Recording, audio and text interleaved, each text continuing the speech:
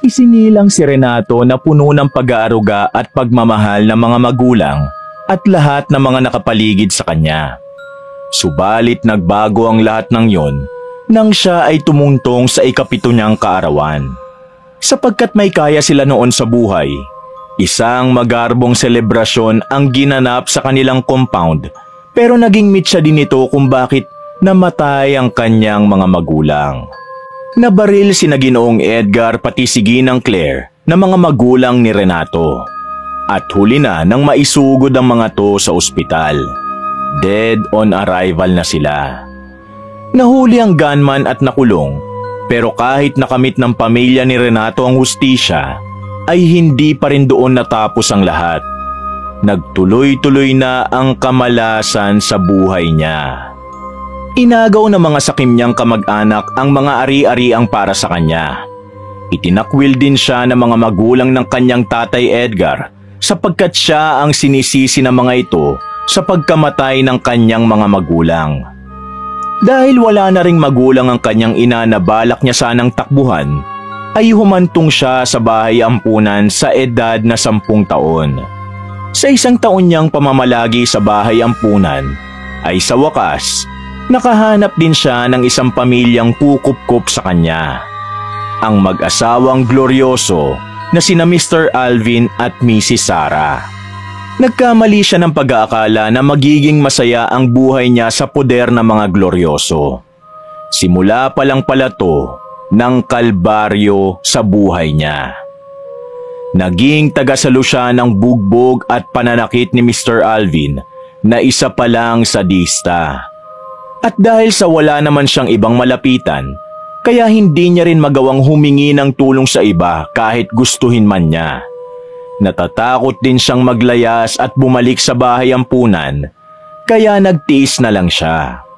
Habang lumalaki ay mas lalong lumalala ang pambubugbog ni Mr. Alvin hanggang sa mamatay na lang ang tagapagtanggol niyang si Mrs. Sara. Nang 16 years old na siya, ay doon na siya nagpasyang umalis sa poder ng ama-amahan. Kahit papaano'y natuto na rin siyang lumaban at sumagot kay Mr. Alvin dahil gumanda na ang hubog ng katawan niya at lumitaw na rin ang pagkaganda niyang lalaki. Bago tuluyang lisanin ang bahay ng mga gloryoso, ay isinumpa niya rin sa sarili na hinding-hindi na siya babalik pa rito kahit kailan. Tandaan mo to, Mr. Alvin Glorioso. Ang huling araw na tutungtong ako sa lugar na to ay ang araw na nakaburol ka na. Hinding-hindi mo na ako masasaktan ulit.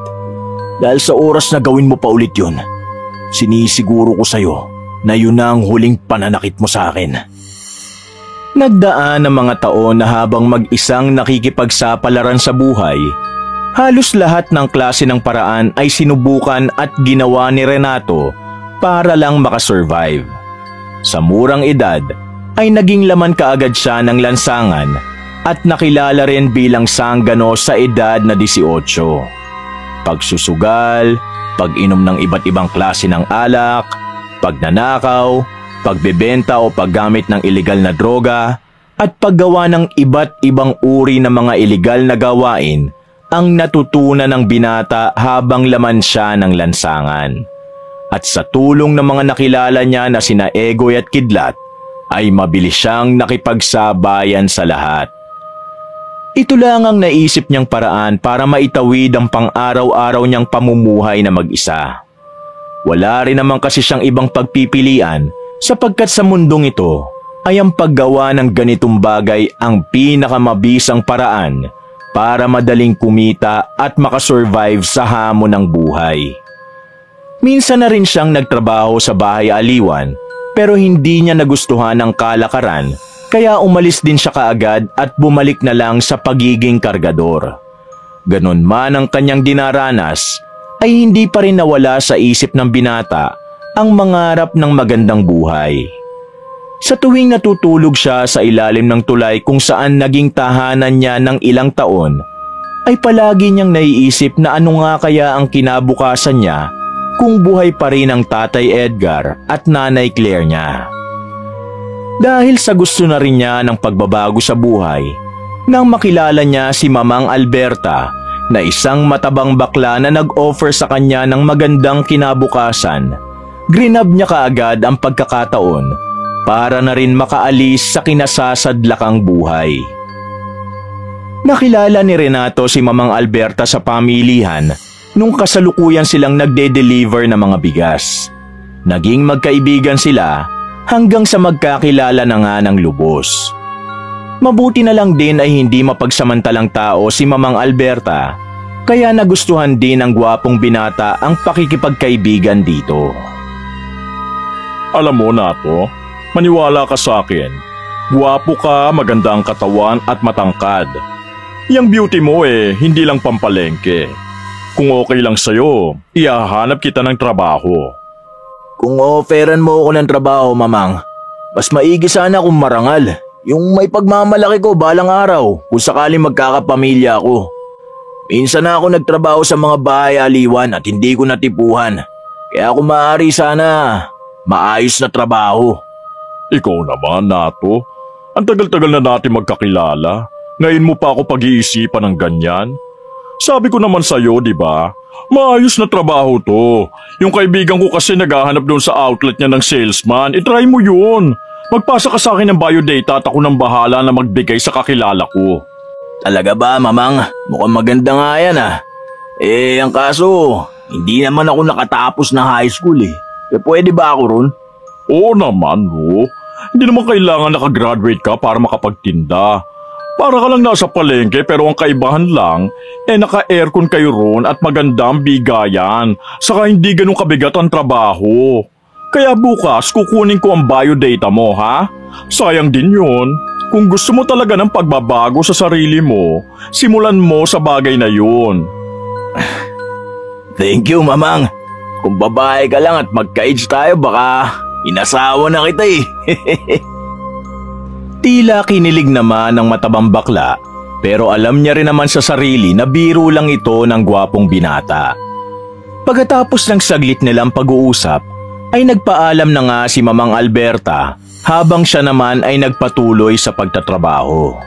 Lumipas pa nga mga araw, linggo, buwan at taon ay naging maayos na ang takbo ng buhay ni Renato. Hindi nagtagal ay tumigil ang binata sa paggawa ng ilegal na mga bagay. Nag-focus siya sa pagtatrabaho sa shoe outlet hanggang sa makitaan siya ng owner na si Mrs. Lani ng magandang performance at na-promote siya sa pagiging team leader. Dahil sa magandang pangyayari ay nagkaroon ng panibagong buhay ang gwapong binata hanggang sa makilala na rin niya ang babaeng nagpatibok ng kanyang puso, si Lilibeth, na sales lady sa isang branch ng shoe outlet na pinagdutihan niya ng ilang araw. Sa edad na 27 at 25 ay ikinasal silang dalawa. Nagkaroon sila ng maliit na bahay dahil sa kanilang ipon at unti-unti na nga ring gumanda ang kanilang buhay. Sa tagal ng panahon ay ngayon na lang siya nakaramdam ng kasiyahan, kaya naman nagtungo siyang mag-isa sa simbahan at nag-alay ng pasasalamat sa Diyos sa unang pagkakataon. Nang palabas na ay isang pulubi ang sumalubong sa kanya at nanghingi ng pera. Dahil sa pagmamadali ay hindi niya na ito masyadong tiningnan. Nagbigay na lang siya ng 100 piso habang nakangiti rito dahil masayang-masaya talaga siya sa bagong buhay na tinatamasa. Manang, pasensya na po kayo at yan lang ang nakayanan ko Huwag kang manghingi ng pasensya dahil ang binigay mong tulong ay may malaking kapalit sa hinaharap. Salamat. Napakibit na lang ng balikat si Renato bago maglakad palayo sa simbahan. At sa mga sumunod pang araw ay mas pinagbutihan pa ng gwapong lalaki ang pagtatrabaho para sa kanyang magiging pamilya. At nang mabuntis na ang kanyang asawa ay labis niya itong ikinatuwa. Dahil sa pagbubuntis ni Lilibeth ay nag-celebrate sila kasama ang ilan nilang katrabaho, pati na rin sina Mamang Alberta. Hindi maipinta ang mukha ni Renato dahil sa sobrang tuwa kaya nagpakalangu ulit siya sa alak. Pag-uwi nilang mag-asawa, dala ng kalasingan, ay biglang sinumpong si Renato. Pinagsilosan niya kasi ang katrabaho nilang si Chito na palaging kausap ni Lilibeth. Naging sanhi tuloy ito ng unang pag-aaway nila. Nato, ano ba? Bakit parang kanina ka pa nagdadabog dyan? Ano bang nagawa ko, ha? Pinayagan naman kitang magpakalasing, ha? Galit ka ba? Oh, galit ako. Galit na galit. Bakit ka ba nagagalit? At kanino? Sa'yo, nagtatanong ka pa talaga ah. Ha? Bakit ka naman nagagalit sa akin? Ano bang ginawa ko? Halika na nga at matulog na tayo, Nato. Lumapit ang buntis sa kanyang asawa para ito'y akayin papunta sa kanilang kwarto. Kaya lang ay tinulak siya ni Renato. Bitiwan mo ako, malandi ka! Dahil sa ginawang yun ni Renato, ay muntik nang matumba si Lilibeth. Mabuti na lang ay nakahawak ang babaeng buntis sa sofa at nabalanse ang sarili. Nanatiling mahinaon si Lilibeth kahit pabahagya siyang nagulat sa aksyon na yon ng kanyang asawa. Ito kasi ang unang pagkakataong nakita niyang gano'n ang asawa sa loob ng ilang taon nilang pagsasama. Paano mo ko natawag na malandi? Ayos ka lang ba, ha? Wala akong problema. Porke ba uminom ako ng alak, may problema na? Nagsasaya lang ako katulad ng paglalandi mo, Beth. Ano bang paglalandi ang sinasabi mo, ha, Nato? Ano na naman bang ginawa ko para magkaganyan ka? Kanina lang naman okay lang tayo, ah. Lumapit ang lalaki sa kanyang asawa at hinawakan ito ng mahigpit sa magkabilang kamay. Dumiin niyo ng dumiin hanggang sa masaktan na ang babaeng buntis. Nato, ano ba? Nasasaktan ako. Sa susunod na makita pa kitang makipaglandian sa walang yang Chito na yon, pag-uuntugin ko kayong dalawa. Pagkabitaw ni Renato sa asawa, ay napaupo na lang yun sa sofa habang umiiyak. Pagkatapos nun ay nagdire-diretso na siya sa kwarto at pabulaksak na isinalampak ang sarili sa kama. Nakatulog kaagad siya ng mahimbing, subalit nagising lang ng eksakto 3:00 ng madaling araw. Nakarinig kasi siya ng mahihinang bulong na nanggagaling lang din sa loob ng kwarto. Kinapa niya ang katabi at nang maramdamang wala roon ang kanyang asawa, ay inaantok siyang bumangon ng kama habang iginagala ang tingin sa palibot ng silid. Kumusot-kusot pa siya ng mata hanggang sa matuntun niya ang pinanggagalingan ng nasabing mga pagbulong. Hindi niya maaninag ang mukha, pero nasiguro niyang babae yun dahil na rin sa tinig na hindi naman niya mabusesan. Sa palibot ng babae ay may 6 na kandilang itim na nakasindi, kaya halos manlaki ang mga mata niya, lalo na nang mas lumakas ang malaritwal na pagbulong. Beth, anong ginagawa mo dyan? Natigilan na siya at napaatras nang may itim na kumot na bigla na lang sumaklob sa kanyang pagkatao. Pagkatapos nun ay bigla siyang napamulagat at napabango na punong-puno ng takot. Lintik na yan! Nato, ayos ka lang ba? Anong nangyari? Pagkakita ng gwapong lalaki sa kanyang asawa na humawak sa magkabila niyang balikat, ay saka siya nakahinga ng maluwag at napayakap dito. Panaginip lang pala yun. Buti na lang masamang panaginip lang. Gusto mo bang magkape? Titimplahan kita. Ayos lang bang pakiramdam mo? Sige love, pakitimplahan mo nga ako ng kape. Masakit ang ulo ko dahil sa hangover eh. Ano bang nangyari kagabi ha? Hindi na muna ikinwento ng babaeng buntis ang nangyaring pag-aaway nila kagabi dahil ayaw niya rin na mag-alala pa ang kanyang asawa. Nalasing ka lang ng matindi, love. Buti nga at hinatid tayo ni Chito at Mamang Alberta. Sa susunod, huwag ka nang magpapakalasing ha. Ha? Sorry talaga. Kagabi na lang kasi ako nakainom ulit ng alak eh. Sige na, magpahinga ka na muna para mawala ang hangover mo. Magtitimpla lang ako ng kape. Paglabas ng buntis na asawa sa kwarto, ay napaisip ulit si Renato tungkol sa nangyari. Hindi niya rin kasi sigurado kung panaginip nga ba ang nangyaring yon. At para hindi na mas lalong sumakit ang ulo, hinayaan na lang niya ang tungkol sa bagay na yon. Tumayo siya at nagtungo sa bintana. Pagkahawi ng kurtina, ay saka siya napasingkit ng mata matapos masilaw sa liwanag galing sa labas ng bahay. Ha? Anong oras na ba? Pagtingin niya sa relo ay dun niya lang din napagtanto na 10:00 na ng umaga. Hahawiin na ulit sana niya ang kurtina paloob nang mapansin niya sa magkabilang kanto ng bintana na mayroong nakatumpok na mga itim na parang buhangin. Ha? Ano to? Nato, love, ito na ang kape mo. Gusto mo bang kumain, ha? Nagluto na ako ng champorado kanina. Iinitin ko na lang kung gusto mo. Pero may niluluto rin akong sinabawan para may mahigop ka para mas maibsan yung hangover mo. Thank you, love. Ang sweet talaga ng asawa ko kahit kailan. Pagkakuha ng kape ay sa kamarahang niyakap ng lalaki ang kanyang asawa at hinalikan sa noo na parang walang nangyaring away kagabi. Lumabas ka lang at pumunta sa kusina kung nagugutom ka, ha? Naghahanda pa kasi ako dahil meron akong pasok. Closing ako ngayon alam mo naman. Akala ko sabay tayo nagpaalam na magli-leave ngayong araw dahil sa celebration kahapon. Oo nga, pero tumawag kanina si Mrs. Lani. Nagbabaka sakali na kung pupwede, pumasok daw ako. Anong sinabi mo? Napaoo na ako Bukod sa nakakahiya, na-realize ko na sayang ang araw. Sa tingin mo, love? Oo nga, tama yan. Pero huwag ka masyadong magkikilos ha. Alam mo namang buntis ka. Salamat sa concern, love. Sige na at babalik na ako sa kusina.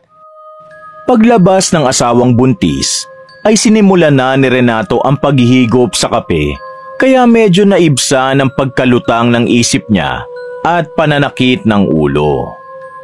Nagpahinga muna siyang saglit at nang makaramdam na ng gutom, ay lumabas na siya sa kwarto at nagtungo sa kusina.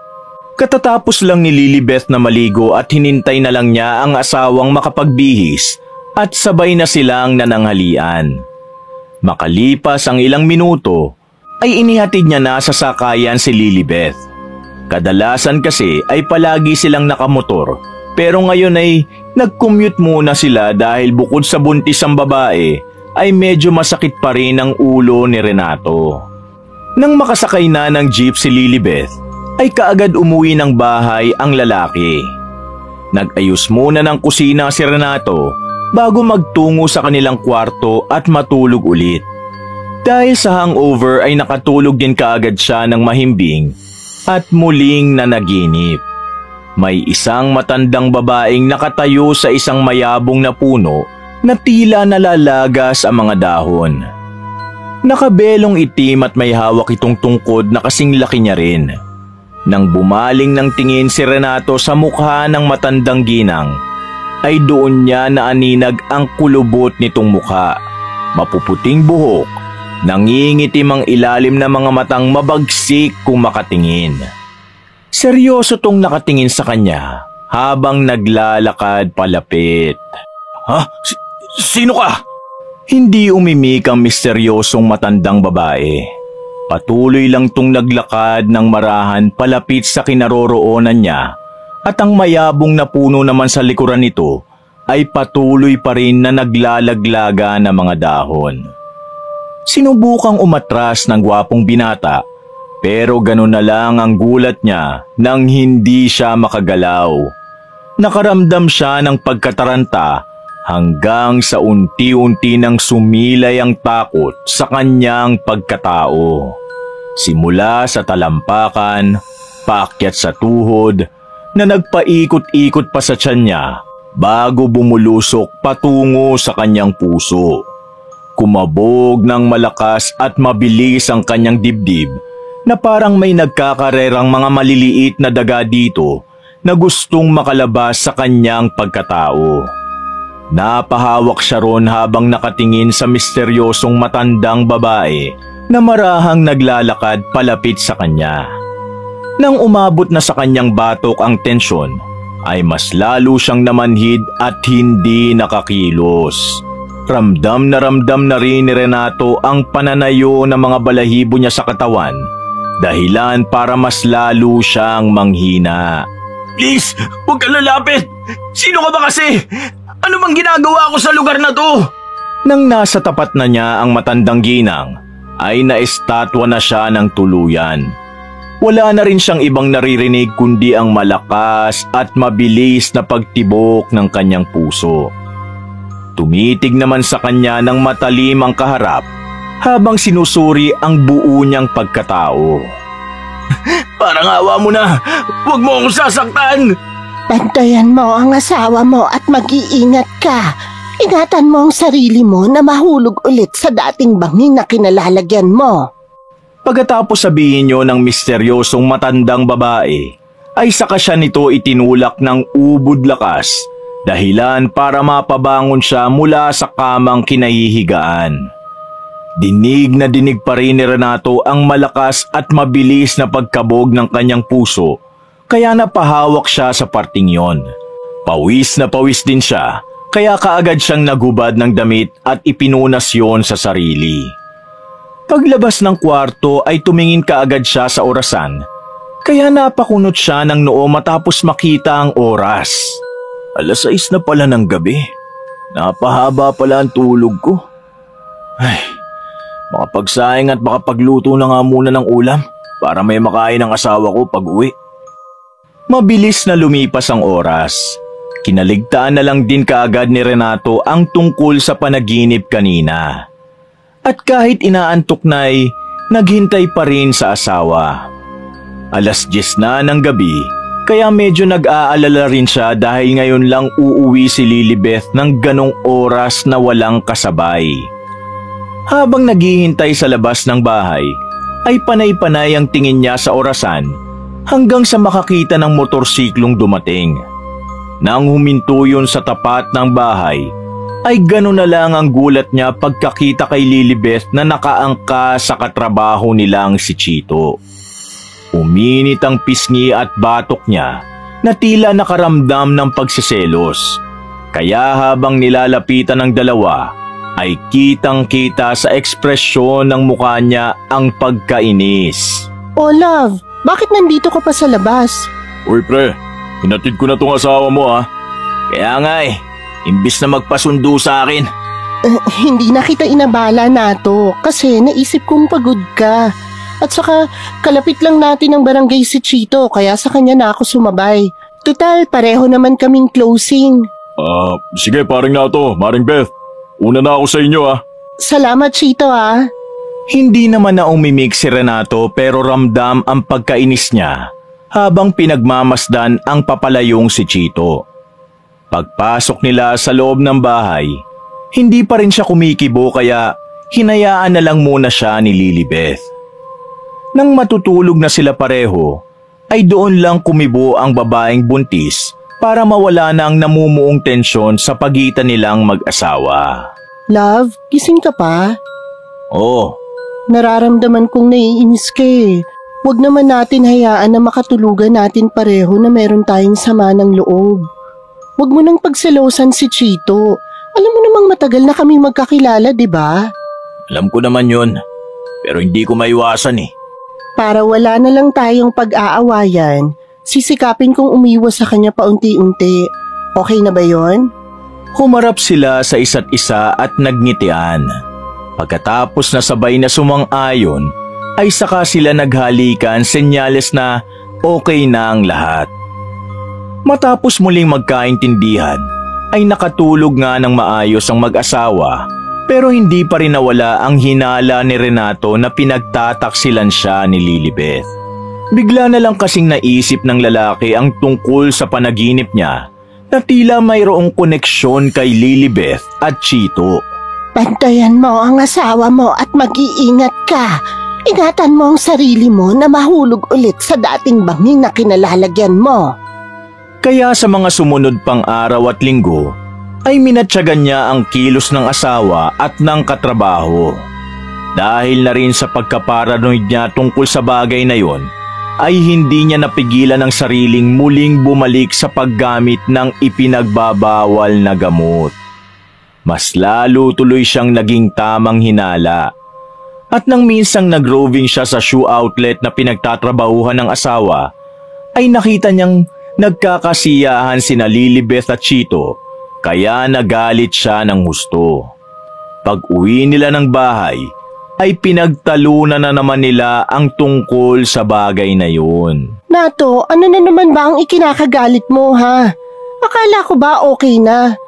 Diba na-explain ko na sa'yo na matagal na kami magkaibigan ni Chito? Magkaibigan o magkaibigan? Lintik ang babae ka. Huwag mo akong gawin tanga. Buntis ka na't lahat, lumalandi ka pa. Saan mo na naman nakuha at nabalitaan yan? Nakita ko kayo. Huling-huli ko kung paano ka makipaglampungan imbes na magtrabaho kayo. Lintik na. Niloloko mo ako, Beth.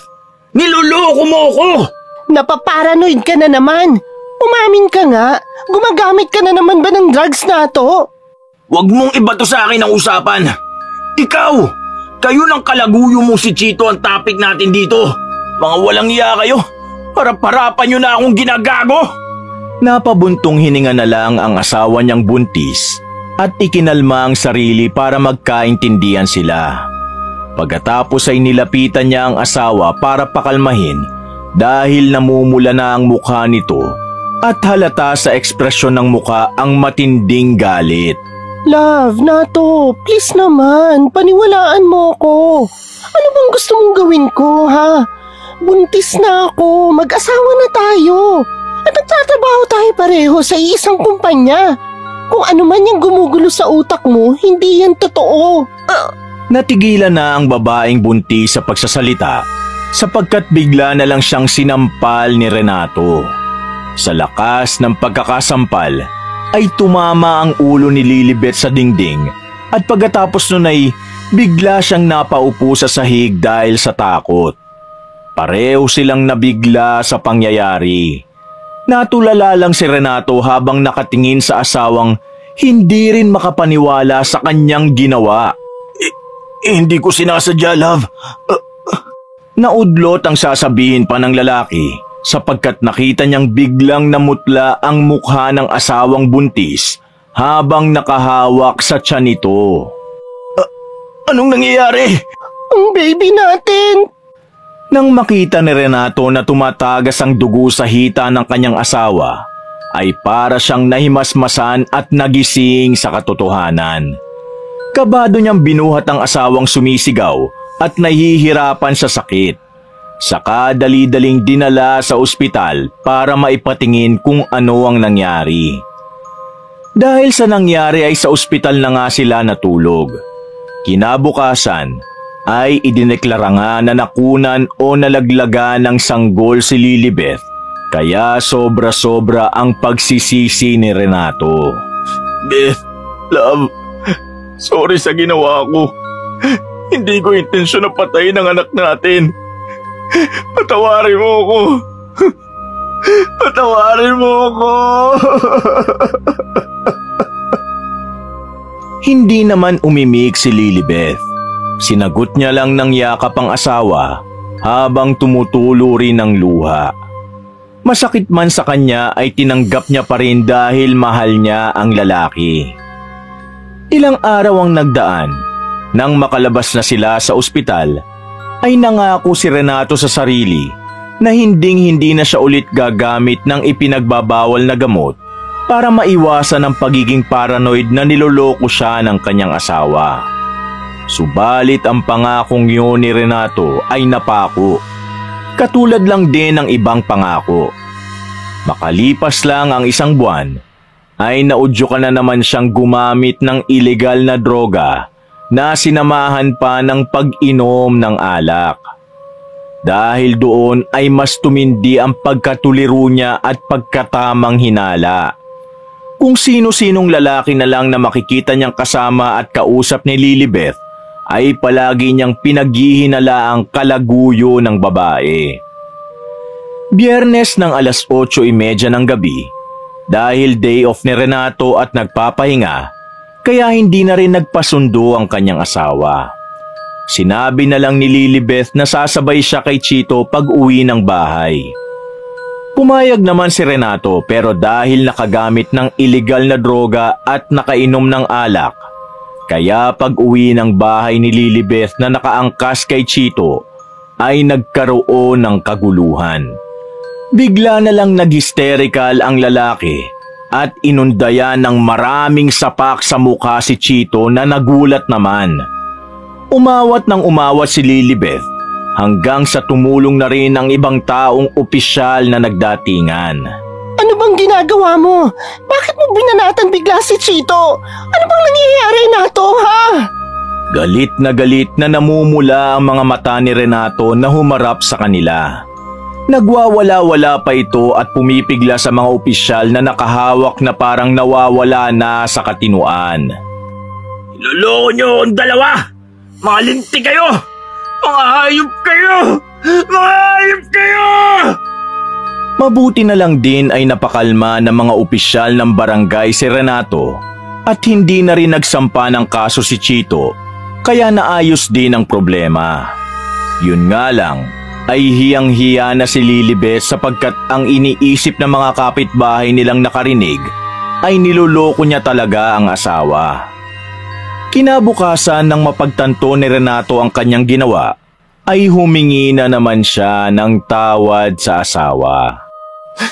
Beth, love, hindi ko sinasadya nangyari. Yung ginawa ko kay Chito, hindi ko sinasadya yun. Pati ang kahihiyang ginawa mo na ipinagsigawan mo sa mga kapitbahay natin na kabit ko si Chito. Ano pa bang magagawa ko? Ilang ulit ko nang pinaliwanag sa'yo na walang namamagitan sa amin. Pero sige, para matapos na to, simula sa araw na to, lalayuan ko na si Chito. Salamat, love. Salamat. Huwag ka munang magpasalamat. Mahal kita, Renato. Pero hindi ako martir. Nawalan tayo ng anak dahil sa kagagawan mo. Kaya please lang, huwag na sana pati asawa mo mawala rin sa'yo. Pagkatapos ng usapan na yon ay pinilit ng mag-asawa na ibalik sa normal ang kanilang pagsasama kahit tila sa pilitan na lang ang mga nangyayari. Medyo nakaramdam na kasi ng panlalamig si Lilibeth dahil sa unti-unting pag-usbong ng mga hindi magagandang kaugalian ng kanyang asawa. Isang gabi habang natutulog ang mag-asawa ay muling nanaginip si Renato. Dinalaw na naman siya ng misteryosang matandang babae at katulad ng nauna ay nakatayo yun sa dating mayabong na puno na ngayon ay kakaunti na lang ang dahon. Bantayan mo ang asawa mo at mag-iingat ka. Ingatan mo ang sarili mo na mahulog ulit sa dating bangin na kinalalagyan mo. Kapag naubos ang dahon ng puno, mangyayari ang mga to kapag hindi ka nag-ingat sa mga kilos mo. Bigla siyang napabangon habang humihingal at nang lingunin niya ang kanang bahagi ng kama ay napakunot siya ng noo dahil wala roon ang kanyang asawa. Beth! Paglingon niya sa tapat ng kanilang kama ay nakita niya ang asawang nakatalikod habang nakaupo sa sahig. Sa harap ni Lilibeth ay may 5 kandilang itim na nakasindi ng pabilog. Naririnig niyang mahinang nagbibigkas ang asawa ng mga salitang hindi niya maintindihan. Kaya inusog niya ang sarili palapit sa babae. Love, Beth, anong ginagawa mo dyan sa sahig? At bakit may mga kandilang nakasindi? At bago pa niya matapos ang winiwika, ay nakarinig na siya ng mga tila naglalagatukang mga buto. Biglang tumigil ang pagbigkas ni Lilibeth ng mga kakaibang salita, pero mas nakakatakot doon ang mga sumunod na nangyari. Habang paharap kay Renato ang asawa, imbis na katawan nito ang umikot, ay ang mismong ulo ng babae ang marahang pumapaling sa kanyang kinaroroonan. Ito pala ang pinanggagalingan ng mga butong naglalagatukan. Nang tuluyan ng makaharap sa kanya si Lilibeth na mistulang na twist ang leeg, ay nasindak ng gusto ang lalaki. Napaatras siya sa takot sapagkat luwa ang mata ng asawa habang lumuluha ng dugo pati na sa ilong, bibig at tenga ay meron ding tumatagas. Nawalan tayo ng anak dahil sa kagagawan mo. Kaya please lang, wag na sana pati asawa mo mawala sa'yo. Kasunod na mga katagang yun ay meron na namang tumaklob na itim na kumot sa kanya, dahilan para mapasigaw siya habang napapabalikwas ng bangon. Ay, lintik na yan! Lintik! Wisit! Lintik! Nato, gising! Gising! Ano ba? Pagkadilat ng mga mata ay nasa harap na ng lalaki ang kanyang asawa, kaya hindi niya tuloy alam kung matatakot ba siya o matutuwa sa presensya ni Lilibeth. Nananaginip ka yata ng masama. Sumisigaw ka kanina pa eh. Salamat sa pagising sa akin, love. Dahil day off kaya naisip ni Renatong gumala na muna para malibang din kahit papano. Medyo nawiwirduhan na rin kasi siya sa nangyayari sa kanya nitong mga nakalipas na linggo. Nagtungo siya sa mga dating kaibigan sa pamilihan at hindi na naman niya naiwasan ang makijam sa mga ito. Pagkatapos nun ay nakipagkita pa siya kay Mamang Alberta na tila nanlumo matapos makita ang kanyang itsura. Ay, anong nangyari sa'yo? Ang balita sa akin ni Kumaring Lani parang medyo humihina raw ang performance mo sa trabaho. Nagkakalabuan ba kayo ng asawa mo? Hindi ko alam kung ano to nangyayari sa akin eh. Sa sobrang pagmamahal ko kay Lilibeth, para ako napaparanoid at nagiging tamang hinala. Alam ko namang hindi niya ako lulukuhin eh, pero yun ang palaging tumatakbo sa utak ko eh. Nagtitake ka ba ulit ng illegal drugs? Mukhang lasing ka na naman yata ngayon. Di ba sabi mo noon gusto mo magbagong buhay? Binigyan ka na ng Diyos ng bagong buhay. Nagkaroon ka ng maganda, masipag at maunawaing asawa. Huwag mong sayangin ang pagkakataon na yun. Ilang beses na kasi ako nananaginip tungkol sa matandang babaeng nagsasabi na bantayan ko raw ang asawa ko at mag-iingat ako. Ingatan ko raw ang sarili ko na mahulog ulit sa dating bangin na kinalalagyan ko noon. At kapag naubos daw ang dahon ng puno, mangyayari ang mga sinabi niya kapag hindi ko naingatan ang kilos ko. Kung ano man yung panaginip mo, mas unahin mo ang pamilya mo, Nato. Sabi ko naman sa'yo, di ba? Kung gusto mo talaga ng totoong pagbabago, unahin mo sa sarili mo. Bumalik ka ron sa asawa mo at magbago ka na, ha? Lumayo ka na sa masasamang gawain. Minsan hanggang second chance lang ang meron ng isang tao. Hindi na sila nabibigyan ng third o fourth chances. Maswerte ka kung meron kang pangatlo.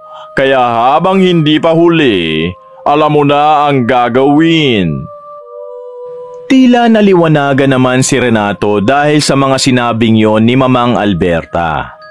Pauwi na sana siya sa kanilang bahay, kaya lang ay naharang na naman siya ng mga kakilalang masasama ang impluensya. At dahil may tama pa ng ipinagbabawal na droga at alak, ay natangay na naman siya sa kabuktutan. Isinama siya ni Egoy at Kidlat pabalik sa kanilang hideout kung saan wala silang ibang inatupag kundi sugal, alak, iligal na droga at pambababae. Muli na namang nahulog si Renato sa bangin na dati niyang kinasasadlakan, katulad na lang ng babala sa kanya ng misteryosong matanda. 3 araw na hindi umuwi ng bahay si Renato at nagpakalunod lang siya sa masamang bisyo. Umuwing marumi ang damit, pulang-pula ang mga matang dilat na dilat, habang amoy na amoy ang alak na umaalingasaw sa kanyang katawan. Pagkakita pa lang sa kanya ni Lilibeth, alam na agad niya na hindi na naman maganda ang timpla ng aura nito, kaya sinikap ng babaeng huminahon lang para makausap ng maayos ang asawa. Nato, saan ka ba galing ha? 3 araw kang nawala at walang paramdam. Alam mo bang nag-alala ko ng husto sa'yo? Sabi ni Mamang Alberta nakausap ka pa raw niya eh. At ang akala niya uuwi ka rito pero hindi pala. Kinukontak naman kita sa cellphone mo. Wala na ang cellphone ko. Naibenta ko na. Pinambayad ko sa babae, alak, bisyo at natalo sa sugal. Ano? Masaya ka na ba sa sagot ko? Renato naman, ano bang nangyayari sa'yo? Anong problema mo, ha? Kumain ka nga muna at maligo para mahimasmasan ka. Saka tayo mag-usap bukas pag okay ka na. Dahil sa sinabing yon ng babae ay tila nagpanting ang tainga ni Renato.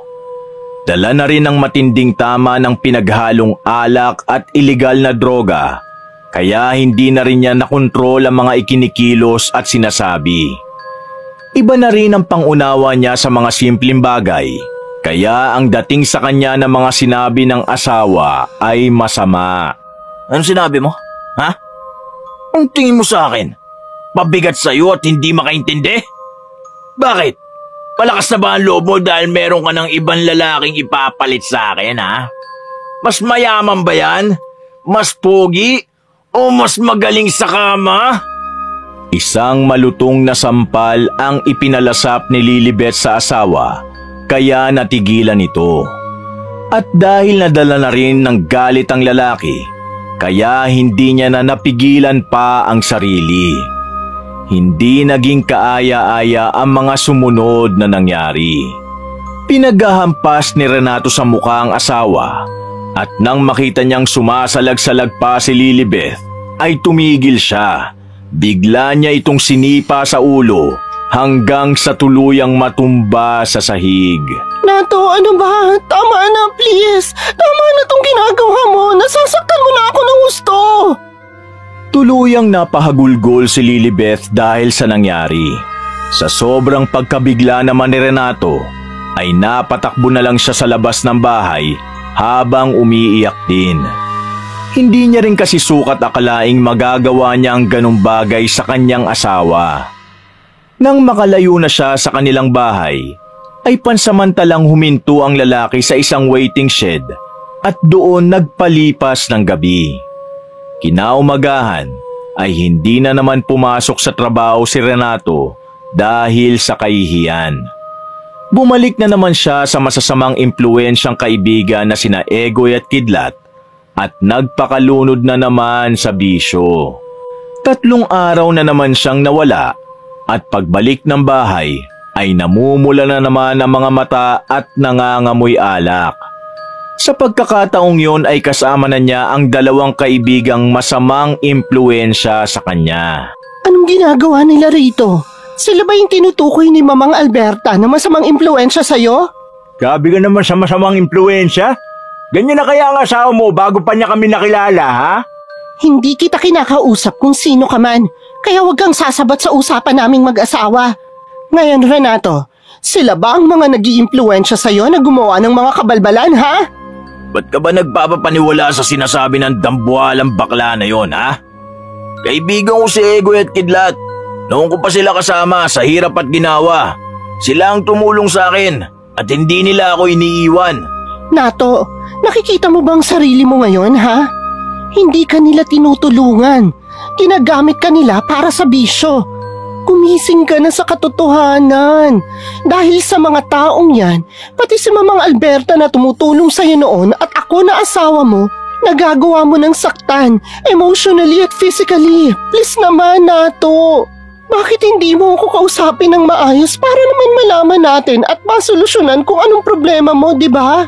Wala naman tayong dapat solusyonan dahil wala naman tayong problema. Gusto ko lang bumalik sa dati kong bisyo kasama ang mga totoo kong kaibigan at pamilya. So hindi pamilya ang turing mo sa akin? Kung gano'n naman pala, bakit mo pa ako pinakasalan, ha? Tumigil ka na nga sa kadramahan mo. Di na ako natutuwa, Umunta ka na sa kusina. Maganda ka na ng pagkain namin para habang nagiinuman kami, may mga taan naman kami. Bilis! Paalisin mo ang mga kasama mo rito. Anong sinabi mo, ha? Gusto mo na naman masaktan, ha? Ang sabi ko, paalisin mo rito sa pamamahay natin ang mga taong... Hindi na natapos pa ni Lilibet ang sinasabi dahil bigla siyang sinapok sa mukha ni Renato. Dahil doon ay napaatras siya sa sobrang pagkabigla. Dumugo rin ang labi niya dahil sa lakas ng pagkakasapok. Sina Egoy at Kidlat naman ay nakatingin lang at ngingisi-ngisi dahil parang sabog pa ang mga to. Ang kulit-kulit mo kasing babae ka eh. Bakit mo paalisin ang mga bisita ko? Bahay ko rin naman to, di ba? Kung gusto mo, ikaw ang umalis!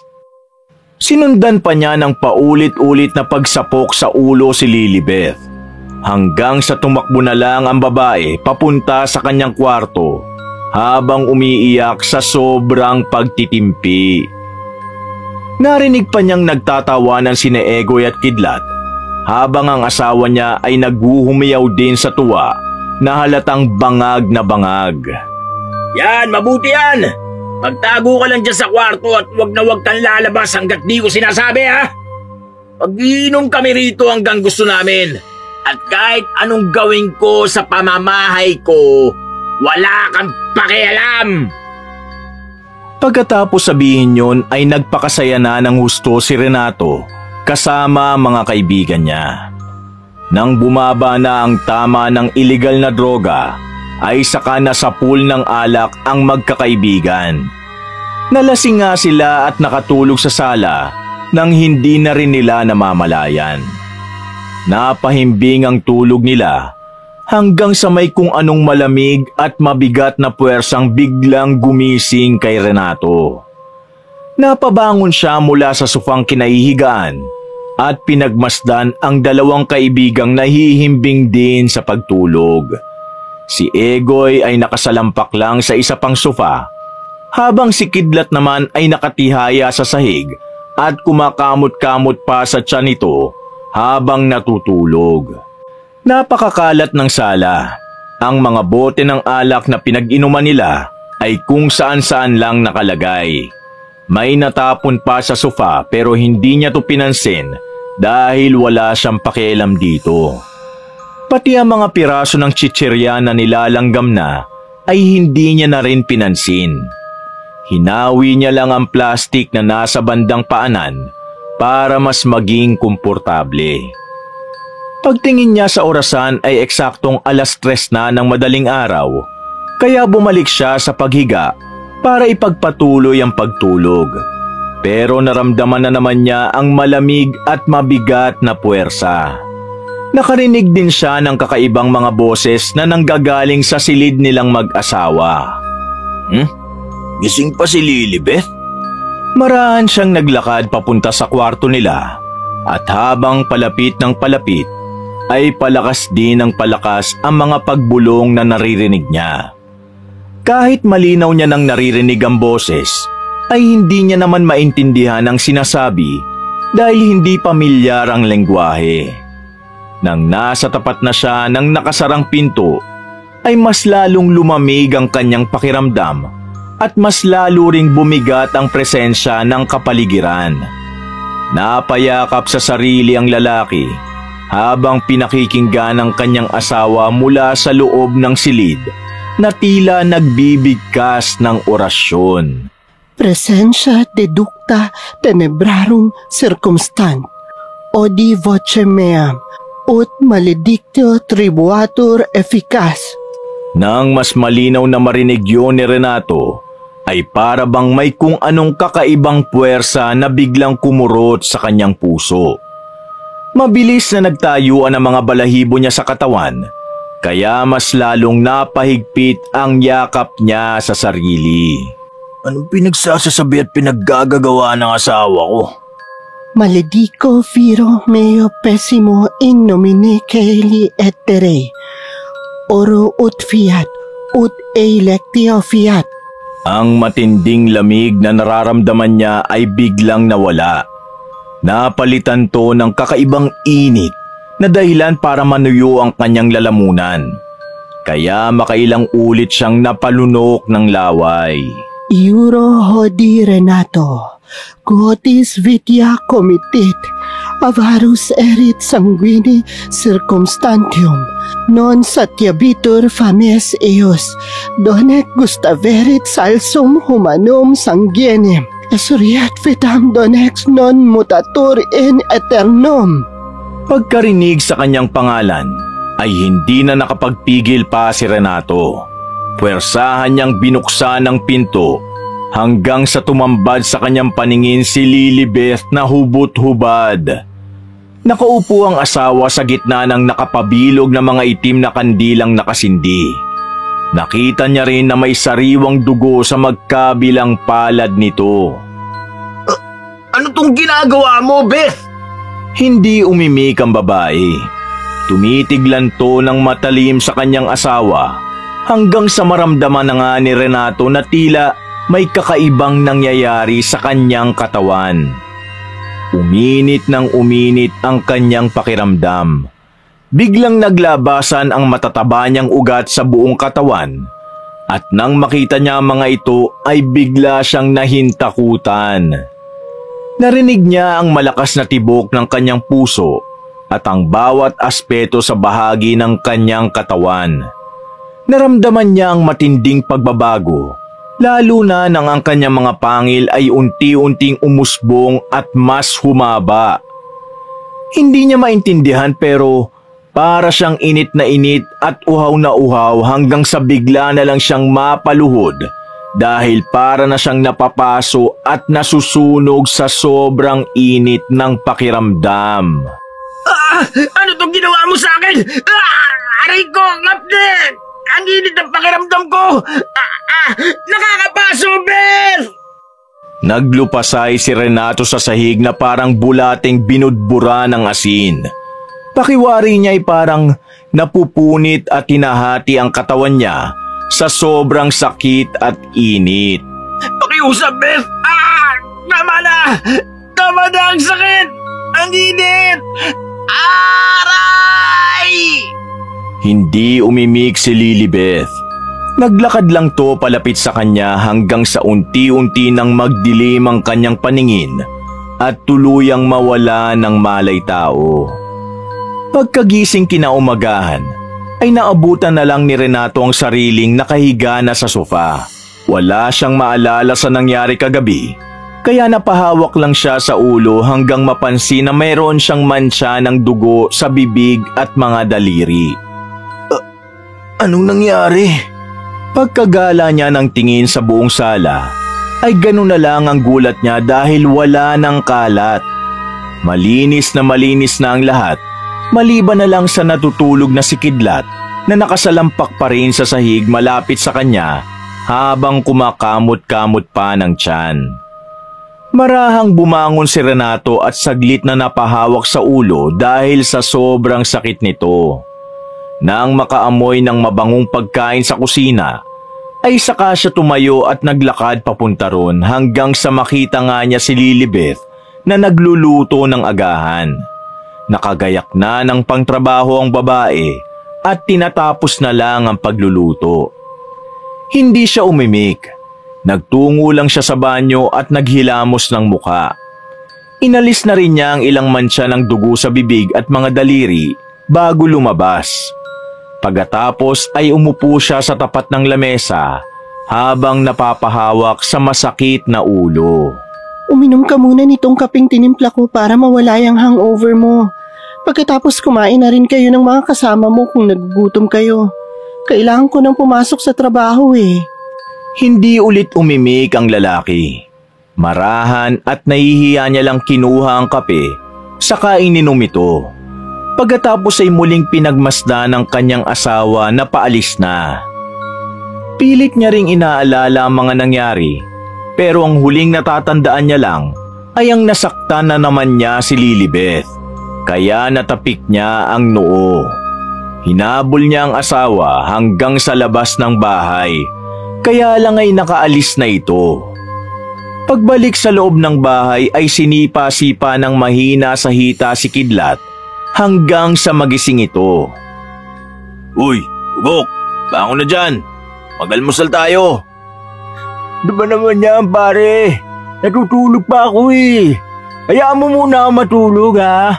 2 araw akong gising eh ha. Gago, Bugok. Mag-almusal nga tayo eh. Ikaw ang bugok. Hindi nga ako makakain, di ba? Parang hindi ka naman na-addict niyan ha. Hindi talaga. Kaya kong kumain kahit nakabatak. Napansin mo ba si Egoy ha? Nasaan na kaya ang ungas na yun? Ang bamalay ko. Sige na, matutulog pa ako eh. Baka mawala na ang antok ko. Minsanan lang to eh ha. Napaungot na lang si Renato bago naglakad papuntang kusina At habang nag-aalmusal ay napapaisip pa rin siya kung ano ang eksaktong nangyari kagabi. Nanakit lang lalo ang ulo niya kakahalukay sa mga pangyayari, kaya ay tinigil niya na ito. Maya-maya pa, nang matapos na sa pagkain, habang nilalagay niya mga pinagkainan sa lababo para sana hugasan, ay biglang humilab ang kanyang tiyan. Pagkatapos nun ay mayroon siyang naalala na hindi niya rin maintindihan. Euro hodi Renato, quatis vitia comitet avarus erit sanguinis circumstantium.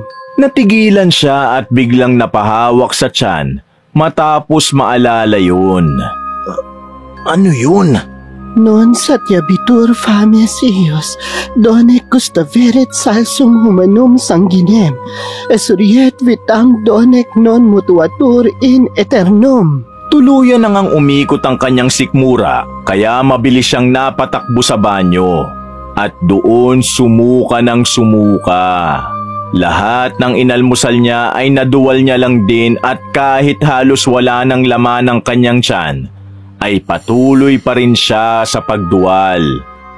Uy par, ayos ka lang ba? Kanina pa kita naririnig mula doon sa sala. Hindi na tuloy talaga ako nakatulog. Parang buong pagkatao mo na ay suka mo na yata ha? Pahingi nga ako ng tubig. Binigyan nga kaagad siya ng kaibigan ng tubig, kaya kahit papano ay bumuti na ang kanyang lagay. Bumalik sila sa sala at sumalampak pareho ng pag-upo. Ano par, sasama ka ba sa hideout? Inasan nga pala Esme mo? Hindi na muna ako sasama par. Medyo masama talaga ang timpla ng tiyan ko at Naku, kulang lang yan sa singhot no? Kukuha ko kay bossing ha? Gusto mo? Dito na lang tayo magpagulong bago bumalik dun sa hideout ha? Huwag mo na muna nga akong kulitin par. Masama talaga ang timpla ng tiyan ko, promise. Siya nga pala. Baka sabihan na lang si Egoy kapag nakita mo ha. May pera pa ako ron. Huwag niya muna kamong gagasusin lalo na ipang susugal. Bobo pa naman siya sa sugal. Saka na gamitin kapag dating ko. Mamayang gabi kapag okay na ang tiyan ko, rekta na ako ron. O sige, ikaw ang bahala. Hinahanap ka pa naman ng bagong chikas natin dun. Baka sinakain mo ha? At bakit nag-aalboroto yung tiyan mo? Ewan ko sa asawa ko. Masama yata ang loob nung nagluto ng almusal Kaya sumama rin ang timpla ng tiyan ko. Buti na lang di ako kumain. Di ka naman kasi makakakain talaga, tanga. Balis ka na nga. Basta huwag mong kalimutan yung billing ko kay Egoy Pag-alis ni Kidlat ay bumalik na ng kwarto si Renato para makapagpahinga ulit.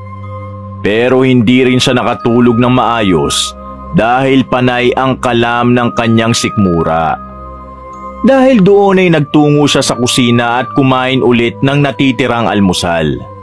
Nang maubos niya na ang lahat, ay tila hindi pa siya nakuntento. Pakiramdam niya gutom na gutom pa rin siya kaya naghanap pa siya ng makakain sa refrigerator.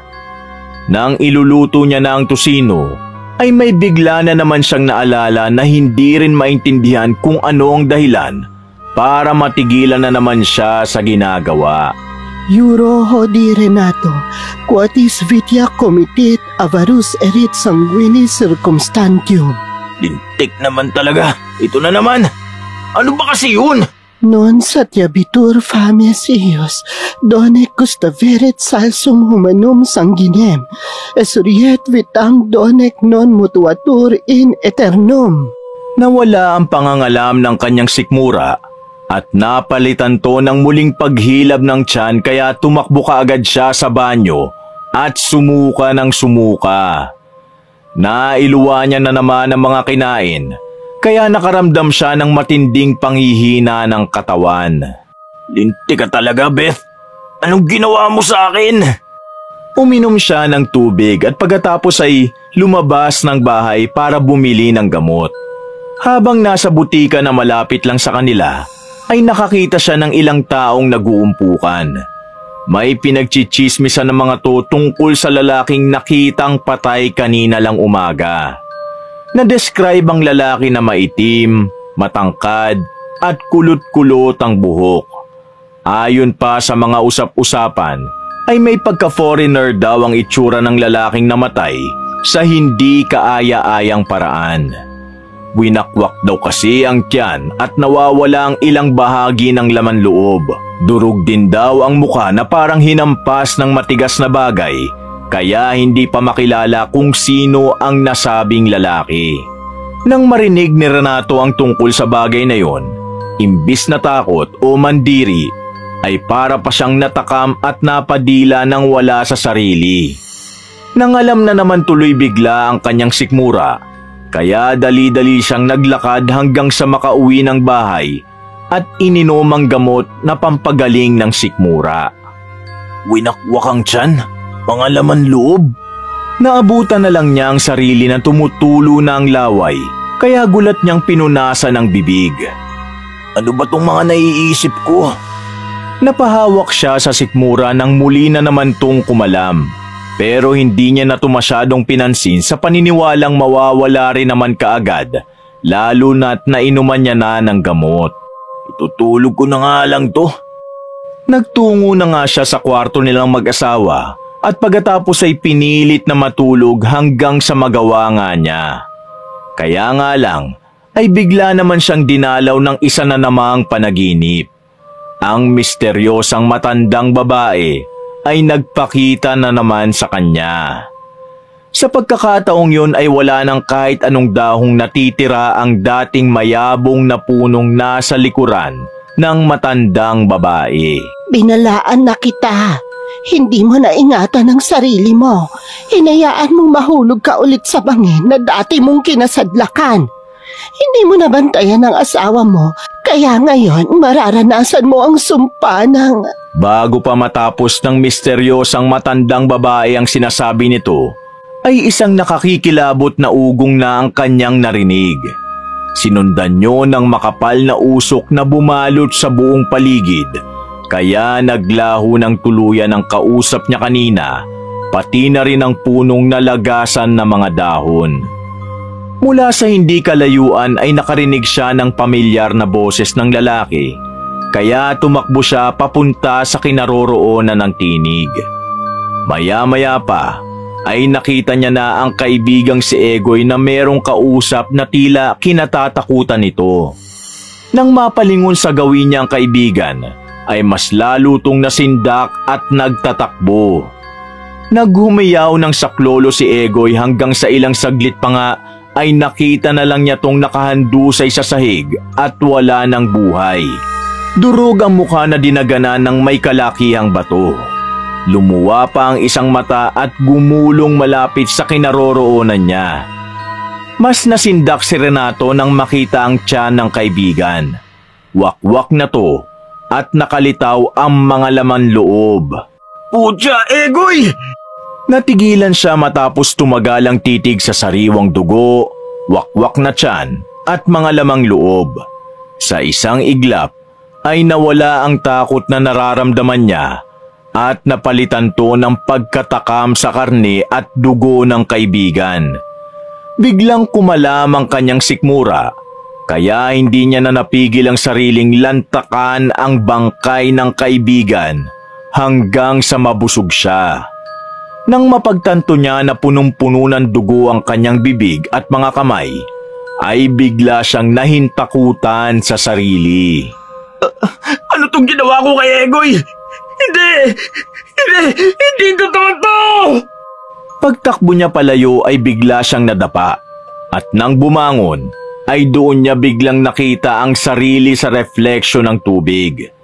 Ganun na lang ang pagkasindak niya nang makita ang sarili sa anyo ng isang halimaw. Malapaniki ang muka, lubog ang ilong, nakausli ang bibig at mga ngipin, mahaba at patulis ang mga tenga, at nangingintab sa kaitiman ang buong balat. Sa sobrang takot ay napahawak siya sa muka habang natataranta sa kung ano ang gagawin. Hindi ako to! Hindi ako to! Napabalikwa siya ng bangon at patakbong humarap sa salamin. Nang makita ang maayos niyang muka ay nakahinga siya ng maluwag. Kaagad niyang pinunasan ang butil-butil ng pawis sa noo at batok. saka napaupo sa tapat ng salamin.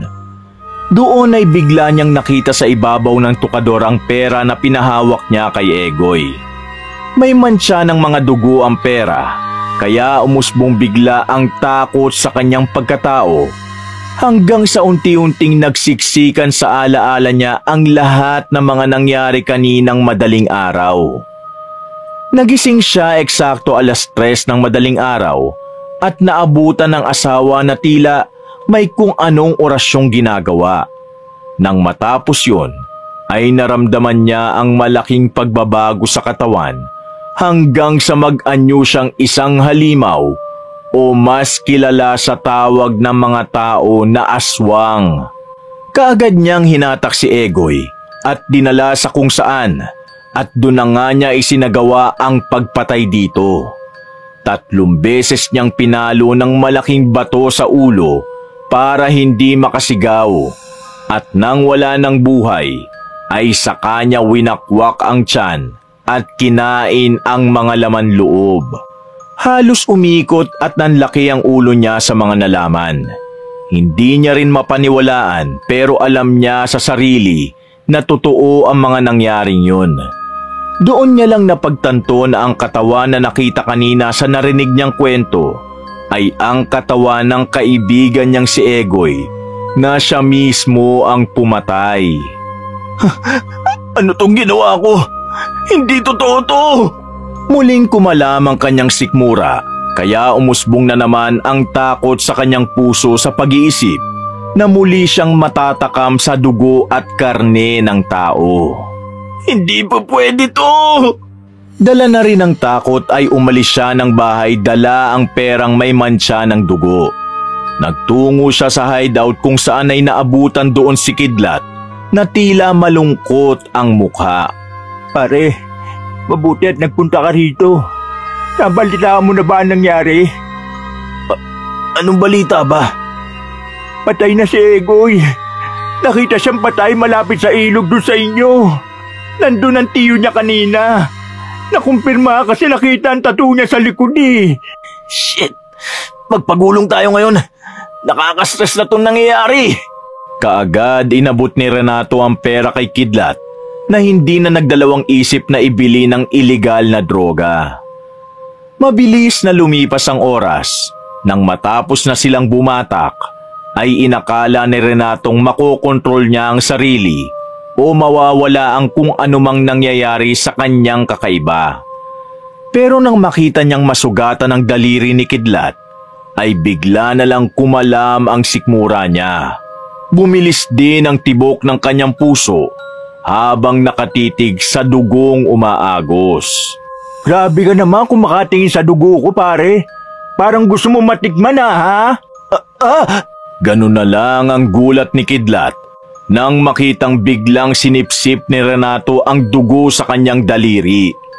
Napatingin din tuloy ang iba nilang kasama na nagulat din sa mga pangyayari. Mabuti na lang ay kaagad hinigit ng bruskong lalaki ang kamay niya at napaatras ng bahagya. Anak ng putya! Ang ganda ng tinama mo, pare ah! Anak ng putya ka rin! Pagkatapos sabihin yun ay nag-walkout na nga siya at dali-daling umuwi ng bahay. At habang nasa biyahe ay hindi niya maintindihan ang nararamdaman sapagkat naririnig niya ang iba't ibang boses ng taong nakapaligid kahit bulungan lang. Pati ang tibok ng puso ng mga tao ay malakas niya ring napakikinggan. Kahit ang mga amoy ng iba't ibang tao o bagay ay nalalanghap niyang lahat. Dahil doon ay napahawak siya sa ulo sapagkat sa dami ng mga naririnig at naaamoy ay para na siyang mababaliw. Bago tuluyang umuwi ng bahay ay may nakita siyang isang babae na mag-isang naglalakad sa dilim. Bigla na namang kumalam ang kanyang sikmura, lalo na nang maamoy niya ang mabangong dugo ng babae dahil nagdadalang tao pala to. Natatakot siyang masaktan nito kaya pinigil niya ang sarili. Subalit mas malakas ang sumpang nakapaloob sa kanyang katauhan. Sa huli ay hindi na nga niya napigilan ang sarili. Sinunggaban niya ang babae hanggang sa mawalan to ng buhay. Pagkatapos niyang lantakan ang munting sanggol sa sinapupunan nito, ay tila bigla siyang nagising sa katotohanan. Ano to ginagawa ko? Anak ng... Maingat at nagmadali siyang umuwi. At pagdating sa loob ng bahay, ay nakita niya ang asawang nakaupo sa sala na parabang hinihintay talaga siya. Beth, ano tong ginawa mo sa akin? Ha? Teka, bakit duguan ka na to? Huwag ka na mag-deny! Ikaw ang may gawa nito sa akin! Sinumpa mo ako! Ginawa mo akong halimaw! Bakit mo to ginawa sa akin? Kung ako sa'yo, love, maghilamos ka muna at magbanlaw ng katawan bago pa may makakita sa'yo. Wala nang nagawa si Renato kundi ang sundin ng asawa. Nagtungo nga siya sa banyo at matagal na binanlawan ng sarili sa pag-asang sa ganong paraan ay mawawala ang sumpa kahit alam niyang hindi. Nang matapos na ay bumalik siya sa sala para muling kumprontahin ang asawa na tila walang emosyon habang nakatingin sa kanya. Pagkaupo niya sa sofa ay saka nagwika si Lilibeth. Euro hodi Renato, quatis vitia comitet avarus erit sanguinis circumstantium. Non satiabitur fames eius, donec gustaveret salsum humanum sanguinem, esuriet vitam donec non mutuatur in eternum. Pagkatapos sabihin niyo ng babae, ay tumingin siya ng matalim sa asawa. Alam mo bang ibig sabihin ng mga sinabi ko? Hindi! Isinumpa ko na kung paanong sabik na sabik ka sa alak, ipinagbabawal na droga, sugal, babae at kung ano-ano pang katarantaduhan ay mas matumbasan nun ang pagkahumaling mo sa karne at dugo ng tao. Ha? Paano mo ginawa yun? Paano mo to nagawa sa sarili mong asawa? Makinig kang mabuti, Renato. Galing ako sa pamilya ng mangkukulam, mga nag-aaral ng kapangyarihang itim. Pero hindi namin basta-basta ginagamit ang karunungang to nang walang mabigat na rason. Dahil sa bawat mabigat na sumpang igagawad sa isang tao, ay may mabigat na kapalit. Naiintindihan mo ba ang gusto kong iparating sa'yo? Hindi! Nung pinakasalan kita... Natigilan ng babae sapagkat unti-unti nang pumatak ang kanyang luha dahil sa sobrang sama ng loob para sa asawa. Nung pinakasalan kita, tinanggap ko ang lahat sa'yo kahit ng mga nakalipas mong buhay. Pero ikaw mismo, hindi ka nagtiwala sa sarili mo na magtutuloy-tuloy ang pagbabago mo hanggang sa maging maluwan ang buhay natin. Nagpalaman ka ulit sa sistema, pero dahil mahal kita, tinanggap ko yun. Tinanggap ko ang mga pananakit mo sa akin. Kahit nagiging pisikal ka na, dahil mahal na mahal kita. Mahal na mahal mo ako? Bakit mo ako sinumpa ng ganito? Itinaya ko ang sarili ko nang sinumpa kita at hanggang hindi ka nagbabago ay hindi mawawala ang sumpang yan sa'yo.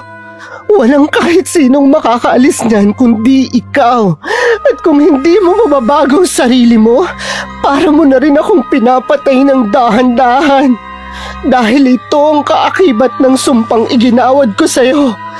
Parang awa mo na, bumalik ka na sa dati. Nang makita ni Renato ang paghagulgol ng asawa, ay para siyang biglang nabagok at nagising sa katotohanan. Isa-isa nang pumasok sa utak niya ang mga kamaliang nagawa niya sa asawa. Nagsimula rin siyang maiyak matapos maalala ang mga magulang, pati ang mga taong tumulong sa kanya patungo sa pagbabagong buhay katulad ni Mamang Alberta at Mrs. Lani. Doon niya lang din napagtanto kung anong ibig sabihin ng babala sa kanya ng misteryosang matandang babae sa kanyang panaginip. Hindi pala to patungkol kay Lilibeth, kundi patungkol mismo sa kanya. Na kung hindi babantayan ang sarili, ay siya ang sisira sa binubuo niya palang na pamilya. Napaluhod na lang siyang bigla at nagsimula na ring mapahagulgol. Pagkatapos noon ay marahan niyang nilapitan ng asawa na walang humpay pa rin sa pag-iyak. Beth, love, patawad sa mga nagawa ko. Sorry kung bumalik ako sa dating buhay na magulo at nagpalamol ulit ako sa sistema. Mahal na mahal kita, Nato. Love, at hindi kita iiwan. Hindi na kita sasaktan, pangako. Tulungan mo akong mabago ko ulit ang sarili ko. Alam kong makakaya ko to sa tulong mo. Mahal na mahal kita, Lilibet. Mahal na mahal din kita. Pagkatapos nilang makapaglabas ng mga saloobin sa isa't isa at makapag-usap ng masinsinan, ay naging magaan pareho ang kanilang loob.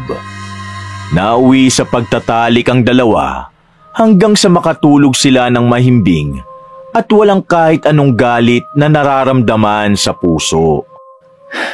Simula na to ng pagbabago, mahal kong Beth. Oo, simula na ulit to ng panibagong yugto ng buhay natin na pinatatag. Haharap tayo sa pagsubok na magkasama sa hamon ng buhay. Nagsimulang ulit ang mag-asawa at ang unang hakbang na ginawa ni Renato ay humingi siya ng tawad sa mga taong nasaktan niya ang damdamin. Una niyang nilapitan si Mamang Alberta na pinatawad din siya kaagad. Ganon din ang boss niyang si Mrs. Lani. Humingi rin siya ng paumanhin kay Chito na nalaman niyang meron palang partner na kapwa rin lalaki. Dahil doon ay nawala na ang pagseselos niya rito na siyang isa sa mga naging dahilan kung bakit bumalik siya sa dating masamang gawain. Tuluyan nang ang inayos ni Renato ang sarili. Noong una ay iniiwasan niya si Kidlat, pero nakaisip siya ng paraan na isama ang kaibigan sa pagbabago at nagawa niya nga ito. Humingi rin siya ng tawad kay Egoy kahit wala na to, maging sa babaeng buntis na nabiktima niya. At kalaunan ay nakontrol na nga niyang sarili at namalaya na lang niyang wala na siyang pagkauhaw sa karne at dugo ng tao. Makalipas ang 1 taon, muling biniyayaan ng sanggol ang mag-asawa at naipanganak nga ng malusog ang bata na pinangalan ng Egelbert na siyang tunay na pangalan ng isa sa matalik niyang kaibigan na si Egoy. Nang mabinyagan si Egelbert, habang palabas sila ng simbahan, ay may napansin ng binata na isang matandang babaeng pulubi na nanghihingi ng limos. Pagkaabot niya rito ng 100 pesos, ay nagulat siya matapos makita ang pamilyar na mukha. Kaya pansamantala siyang nagpaalam sa asawa at sinundan muna ang pulubi. Manang, teka lang po. Ano yan, iha? Ano pong pangalan nyo? Nagkita na po ba tayo sa kung saan, ha? Ako si Tandang Gamay. Oo, nagkita na rin tayo noon sa simbahan na yan. Binigyan mo rin ako ng 100 piso noon. At ngayon, inaani mo na yun. Itong binigay mo ngayon, hintayin mo ang takdang panahon ng pag-aani. Wakas! Mga kapatid, naiibigan niyo ba ang ating kwento? Maraming salamat ha. Kung hilig niyo rin ang mga kwentong pag-ibig, pakisuportahan naman ang isa ko pang channel, ang Mr. Love Tagalog Story. At pakicomment na rin kung taga saan kayo, para naman alam ko kung hanggang saan umaabot ang mga kwento ko. Salamat uli!